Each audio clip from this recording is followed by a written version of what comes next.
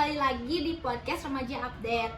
Jadi hari ini tuh kita bakal kapas tuntas tentang fenomena musik yang ada di Indonesia. Nah, di Indonesia tuh sekarang tuh banyak banget ya musik-musik yang dijadiin koplo nih.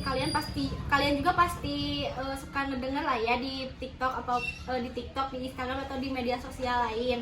Nah, kita tuh sekarang kedatangan dua tamu nih. Ada dua tamu spesial, yaitu Teh Zahra yang berperan sebagai sosiolog, sama Teh Amel yang berperan sebagai perwakilan remaja. Halo Teh Amel, Teh Zahra. Waalaikumsalam, senang banget bisa bergabung hari ini di sini. Halo teman-teman, pasti kalian udah ngerasain banget fenomena kan?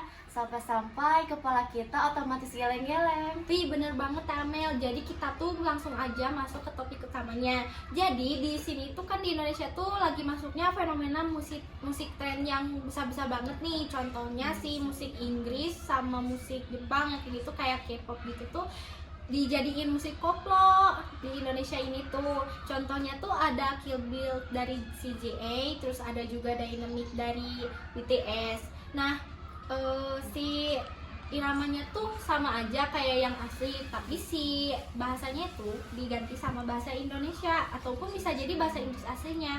Nah, udah gitu tuh apa sih namanya? Nah, udah gitu tuh si alunan musiknya itu diganti gitu sama musik-musik kayak koplo di Indonesia itu. Nah, menurut Teh Amel, kalau cara pandang perwakilan remaja ini tuh si musik ini tuh kenapa sih bisa disukai sama warganet di Indonesia? Nah, ini pertanyaannya bagus banget Kak. Sebenarnya alasannya simpel banget. Terus kan kita itu remaja, jadi kita itu bisa hafal dengan lagu barat atau K-pop. Jadi dangdut koplo itu musiknya cocok buat orang Indonesia. Enak dan seru juga tuh alasannya. Nah, kalau misalnya dari sudut pandang Teh Zahra, itu tuh menurut sudut pandang sosiolog atau sudut pandang fenomena sosial tuh ini tuh bagus atau membawa dampak negatif ke budaya kita ya, yang bisa merusak budaya gitu. Nah, ini hal penting yang harus kalian pahami teman-teman. Ada dua budaya berbeda yang bertemu di satu tempat, yang berinteraksi dengan baik, dan jika digabungkan itu namanya interaksi sosial antar budaya. Nah, kasus kayak gini tuh kita bisa ambil dari budaya luar seperti lagu barat sama lagu K-pop. Nah, nanti kita gabungin sama budaya kita sama alunan gendang sama yang kayak gitu lainnya. Tapi ciri khas kita akan masih tetap kuat sama nggak akan hilang. Itu namanya akulturasi. Nah, beda lagi kalau asimilasi itu bakal ngehilangin budaya kita 100%, jadi bakalan berubah menjadi budaya luar. Wih, bener banget penjelasan Teh Zahra. Jadi kita tuh gak usah takut ya kalau misalnya si budaya kita tuh dicampur-campur sama budaya asing.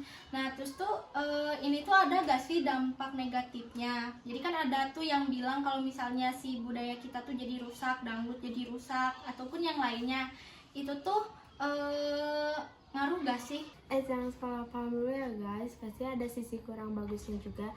Biar kita jadi bijak, dampak positifnya bisa bikin kita malas buat bikin lagu dari nol lagi, karena kita sering ngubah-ngubah lagu orang.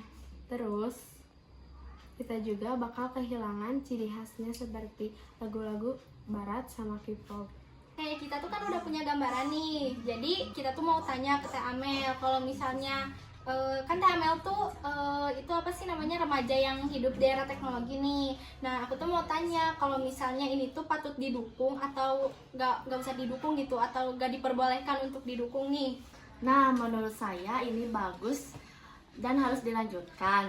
Ini menunjukkan bahwa anak muda Indonesia kreatif dan harus memperkembangkan zaman.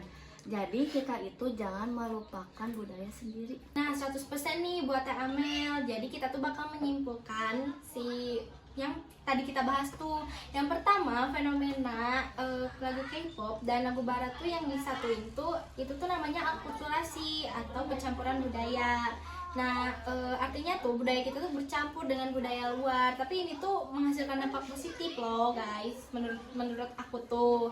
Nah, Sekian aja podcast kita, sampai sini aja ya dari podcast Remaja Update. Wassalamualaikum warahmatullahi wabarakatuh.